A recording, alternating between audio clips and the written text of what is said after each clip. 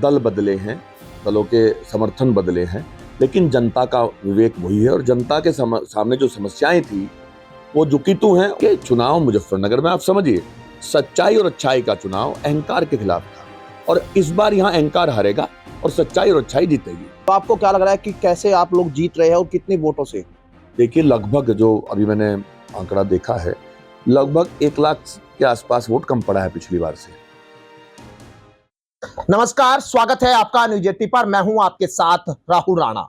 पश्चिम उत्तर प्रदेश के पहले चरण में होने वाले 8 सीटों पर क्या रुझान रहा, मेरे साथ है आज बातचीत करने के लिए मुजफ्फरनगर से यहां हरिंदर मलिक के बेटे और चरथावल से समाजवादी पार्टी के विधायक पंकज मलिक जी। आज समझूंगा कि आखिर इस सीट पर वो कैसे देख रहे हैं, यहाँ कैसे उनको समझ आ रहा है इस सीट का माहौल, क्योंकि अब चुनाव में यहाँ वोट डल चुके हैं और वोट किसके पक्ष में उनको लगता है डले हैं। और जो माहौल बना हुआ था, क्योंकि ये जो चुनाव था वो मुजफ्फरनगर की सीट जिसकी चर्चा दिल्ली तक खूब हुई, इस सीट पर तमाम मीडिया की नजरें थी, इस सीट पर तमाम नेताओं की नजरें, लेकिन मुजफ्फरनगर में खुद समाजवादी पार्टी का क्या अपना आकलन है। मेरे साथ है बातचीत करने के लिए पंकज जी, आपका बहुत स्वागत। नमस्कार। मेरा सवाल आपसे यही कि आपने क्या आकलन इसको लेकर लगाया, क्या आप लोग को देख रहे हैं इस बार?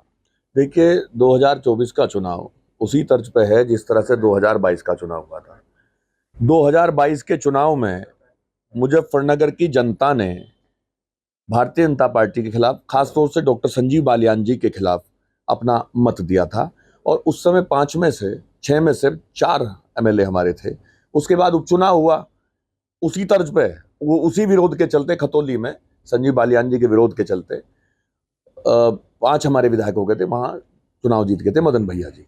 तो आज भी वही माहौल है, दल बदले हैं, दलों के समर्थन बदले हैं, लेकिन जनता का विवेक वही है और जनता के सामने जो समस्याएं थी वो झुकी तो हैं। उन्हीं समस्याओं के विरोध में आज जनता ने यहाँ मतदान किया है और आदरणीय हरिंदर मलिक जी को, आदरणीय संजीव बालियान जी के खिलाफ ज्यादा वोट दे करके जीत की तरफ भेजने का काम किया। अभी जो वोट प्रतिशत पड़ा है, कहीं कह रहे हैं कि जो वोट प्रतिशत पड़ा है इसका कहीं नुकसान किस पार्टी को, यानी आप भले ही कह सकते हैं अपने लिए, लेकिन अगर मैं ईमानदारी से समझूं आपको भी कहीं नुकसान इसका लगता है? मैं साधुवाद देना चाहूंगा मुजफ्फरनगर की जनता को, जिन्होंने बहुत ही अच्छे से मतदान किया और जो फर्जी वोट पहले पड़े थे वो फर्जी वोट नहीं पड़ने दिए। प्रशासन ने भी कहीं ना कहीं मदद की इस बात में और इलेक्शन कमीशन के आदेश को मानने का काम किया है। फर्जी वोट रुका है ना, जिसके साथ जेन्युइन वोट था वो तो गया है और जेन्युइन वोट के आधार पर हम चुनाव जीत रहे हैं। देखिए, चुनाव मुजफ्फरनगर में आप समझिए सच्चाई और अच्छाई का चुनाव अहंकार के खिलाफ था और इस बार यहाँ अहंकार हारेगा और सच्चाई और अच्छाई जीतेगी। आदरणीय मलिक साहब सच्चाई और अच्छाई के रास्ते पर चल करके चुनाव जीत रहे थे और आदरणीय बालियान साहब अहंकार में चुनाव लड़ रहे थे। आपने देखा होगा उनके भाई आदरणीय विवेक जी हैं, उन्होंने बार बार कहा कि हम 19 के बाद देख लेंगे। ये कोई सभ्यता की बात नहीं होती, ये धमकाने की बात होती है। और मुजफ्फरनगर की जनता आज तक सरकारों के सामने नहीं झुकी, एक व्यक्ति विशेष के सामने तो क्यों झुकती। इसीलिए लोकतांत्रिक तरीके से इस बार वोट पड़ा है और बहुत मेहनत के साथ, मजबूती के साथ वोट पड़ा है। मुझे उम्मीद है कि ये चुनाव हम जीत रहे हैं। आपने कहा कि जो पहले माहौल था, जयंत चौधरी जब गठबंधन में थे आप भी उसी दौरान चुनाव जीते, अब जयंत चौधरी साथ नहीं है, उसका आप लोगों को लगता है कहीं भरपाई, उसकी नुकसान कैसा? देखिए, जयंत चौधरी जी का हम सम्मान करते हैं। जयंत चौधरी जी हमारे बड़े भाई हैं और हमारे नेता भी हैं। हम पिछले चुनाव में उनके नाम पे चुनाव लड़े थे। आज हम उनके बारे में कोई खराब बात नहीं कह सकते, क्योंकि सच में वो नेता है। क्या फैसला उन्होंने लिया उसको मैं नहीं जानता, क्यों लिया मैं नहीं जानता, लेकिन जनता हमारे साथ है। और ये भी आप जानते हो कि यहाँ जयंत चौधरी जी चुनाव नहीं लड़ रहे थे, यहाँ डॉक्टर संजीव बालियान जी चुनाव लड़ रहे थे। पंकज की क्या खूबी है, क्या खामियां हैं, वो तो जनता जानती है ना। संजीव जी की लगातार, संजीव जी को 2 बार यहाँ की जनता ने जिताया। जो अपेक्षाएं थी उनसे, उन पे पूरा नहीं उतर पाए। और एक बात और बताइए, किसी भी व्यक्ति को ये कहना कि 19 के बाद देख लूंगा, दिमाग ठीक कर दूंगा, जब एक सैनी समाज के बेटे ने कुछ दिन पहले उनसे भर्तियों के बारे में पूछा भाई हमारे समाज में भर्ती क्यों नहीं हो रही, इस तरह की बात उसने की, वीडियो वायरल हो रखी है, उसे डांट दिया, उसका गिरवान पकड़ लिया। अरे थोड़ी तो हिम्मत रखनी चाहिए, थोड़ा तो पेशेंस होना चाहिए। वो इन सब बातों को लेकर के उनके अहंकार के खिलाफ चुनाव है और जनता में जाकर के देखिएगा आप, जनता भी तो समझती है ना। हमारे जनपद मुजफ्फरनगर में, खासतौर से मुजफ्फरनगर लोकसभा में कोई बड़ा अस्पताल नहीं खुला, एम्स की तर्ज पे अस्पताल बनना चाहिए था। आप बताइए, यहाँ का जो गरीब आदमी है वो बीमारी में भागा फिरता है, कभी दिल्ली एम्स, कभी ऋषिकेश एम्स, कभी पीजीआई चंडीगढ़ जाता है।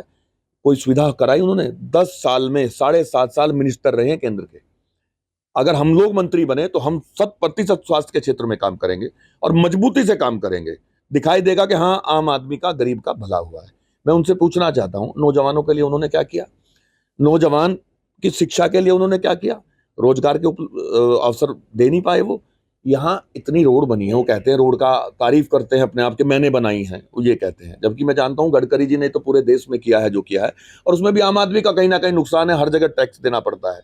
और मैं ये पूछना चाहता हूं, जब ये रोड बनी तो उसके साथ साथ एक औद्योगिक कॉरिडोर बना देते, जिससे उद्योग लगते, नए नए उद्योग मुजफ्फरनगर में लगते। दिल्ली के समीप है मुजफ्फरनगर, बहुत दूर तो है नहीं, यहां से वहां तक पश्चिम की पूरी बेल्ट में लग जाते। ये तो मंत्री थे, कोई एक सीट के सांसद तो हैं, तो सांसद ही, लेकिन मंत्री थे ना। मंत्री का बड़ा प्रोटोकॉल होता है, बड़े अधिकार मिलते हैं मंत्री को। अगर ये ऐसा कर देते तो लोगों को अवसर मिलता। हमारा नौजवान जो भर्तियों की तैयारी कर करके पर्चा लीक होने के बाद निराश घर बैठ जाता है, उसे मौका मिलता, लेकिन ऐसा वो कुछ कर नहीं पाए। शिक्षा के क्षेत्र में वो केंद्र के मंत्री यूनिवर्सिटी नहीं ला पाए, वो मुजफ्फरनगर लोकसभा में यूनिवर्सिटी लाते। मैं पूछना चाहता हूं मुजफ्फरनगर में क्या किया? बहुत काम किया, बहुत काम किया। मुझे अब तक 7.5 करोड़ निधि मिली है 2 साल में। मैं 15 करोड़ निधि लगा चुका हूं, आदरणीय अन्य नेताओं से लेकर के। काम तो मैं भी कर रहा हूं, मैं लोगों के बीच में जाता भी हूं। मैं आज जब भी लोकसभा में वोट मांगने गया हूं, लोग ये कहते थे कि संजीव जी कम आए हैं। ठीक है, मेरे पास धन बल नहीं है, मेरे पास तो जनबल है और आशीर्वाद है भगवान का और जनता का। उसी के आधार पर मैं चुनाव जीता था। धनबल के आधार पर लोग उनका दिखाते हैं, लेकिन किसने सच्चाई नहीं दिखाई। मुझे एक डाटा दे दें, वो किस गांव में वो 5 से ज्यादा बार गए हैं, किस गांव में वो 3 से ज्यादा बार गए हैं, किस गांव में वो 2 से ज्यादा बार गए हैं। और ऐसे भी कोई गांव होंगे जिनमें एक बार भी नहीं गए पूरी पार्लियामेंट में। मैंने तो जनता के बीच में जाकर के वायदा किया, भाई सच्चाई अच्छाई के नाम पे हम चुनाव लड़ रहे हैं। मेरे पिताजी आदरणीय हरेंद्र मलिक जी चुनाव लड़ रहे हैं, जिन्हें लगभग 45 वर्ष हो गए चुनाव लड़ते हुए। 45 वर्ष में आज तक कभी उन्होंने किसी को ये नहीं कहा कि 19 के बाद देख लूंगा या चुनाव के बाद देख लूंगा। इन सारी बातों को लेकर के जनता आज हमारे साथ है। वैसे आपके बयानों से लग रहा है कि अभी भी चुनाव चल रहा है। मैं जैसे लग रहा था कि आप मतलब उन चीजों को अभी मन में है। लेकिन चलिए, सवाल मेरा अगला यही, मैं पहले इसका जवाब दे दूं। यही सच है जो आप कह रहे हैं कि आपको ऐसा लग रहा है मेरे बयानों से कि चुनाव चल रहा है। यही तो फर्क है। हम वास्तव में सच्चाई और अच्छाई पे चुनाव लड़ते, इसलिए सच ही तो कह रहा हूं। कह तो सच रहा हूं ना, मैं मन में तो वही बात रहेगी। मैं नाटकीय अंदाज में चुनाव नहीं लड़ता, मैं तो सच के रास्ते पर चल करके चुनाव लड़ता। मेरा सवाल अगला यही है कि आप जीत का दावा कह रहे हैं कि जीत हम, लेकिन जीत आपको कैसे लग रही है? अगर मैं थोड़ा सा विधानसभा पे आपसे समझूं, कितनी वोटों से आपको लग रहा है? क्योंकि इस बार करीब 11 लाख के आसपास वोट डला है और पिछली बार 5,74,000 के आसपास डॉक्टर संजीव बालियान को वोट मिला था। आपसे अगर मैं ऐसे समझूं तो आपको क्या लग रहा है कि कैसे आप लोग जीत रहे हैं और कितनी वोटों से? देखिए, लगभग जो अभी मैंने आंकड़ा देखा है, लगभग 1 लाख के आसपास वोट कम पड़ा है पिछली बार से। वो भी कारण सीधा सीधा है कि चूंकि हर जगह, हर गांव में, हर जाति, हर घर, हर धर्म, हर वर्ग में, मैंने घर भी कहा है, आप सुना होगा आपने, हमें समर्थन मिला है। आधा उनके साथ होगा तो आधा हमारे साथ है। और आप ये देखिएगा मेरे भाई, अहंकार से चुनाव नहीं लड़ा जाता। चुनाव जनता के आधार पर चुनाव लड़ा जाता है, और जनता हर तरह से हर मुद्दे पे हमारे साथ है। अच्छा, आपने बहुत सारी बात कही, मुझसे पूछा भी, मेरा एक सवाल का जवाब दे दो।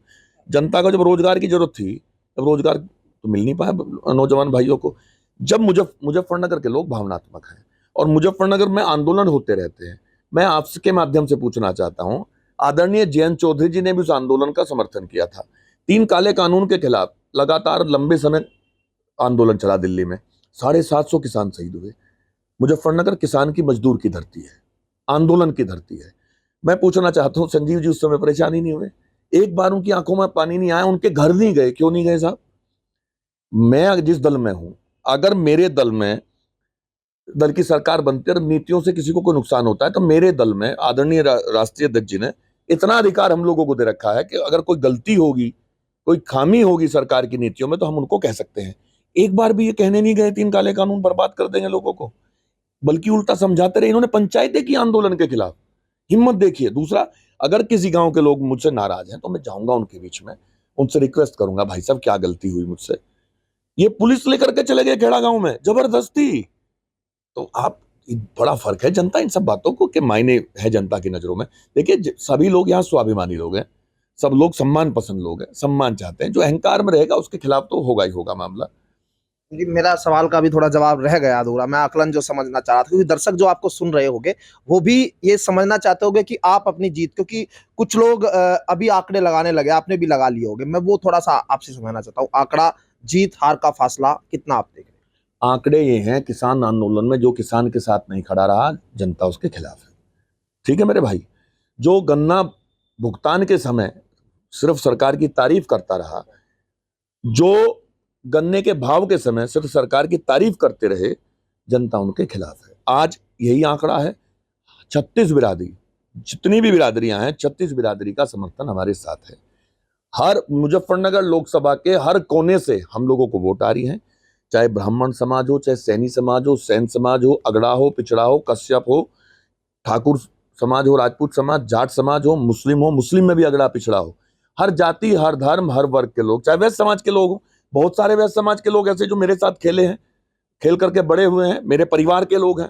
पंजाबी समाज हो, सरदार जी हो, कोई भी हो, हर जाति, हर धर्म, हर वर्ग के लोग आज हमारे साथ हैं। यही, इससे बड़ा आंकड़ा क्या हो सकता है?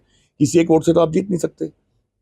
मेरी विधानसभा में मैं 5,000 कुछ वोटों से जीता था, और एक ऐसा क्षेत्र है वहां जिनका लगभग 80% वोट संजीव जी को गया था। आज वहां पोल कम हुआ है, पोल कम हुआ है, और उसमें, उस पोल में जो कम हुआ है, मुझे पहले बहुत कम वोट मिली थी, आज आधी वोट मेरी है वहां। तो ये तो जनता है, और चिंता मत कीजिए, अभी 4 तारीख में गिनती होगी, तो आप कहेंगे कि हाँ पंकज भाई आप ठीक कह रहे थे। मैं जनता द्वारा दिए गए विश्वास के आधार पर बोल रहा हूं। चलिए, अपना जीत का दावा है यहाँ समाजवादी पार्टी का।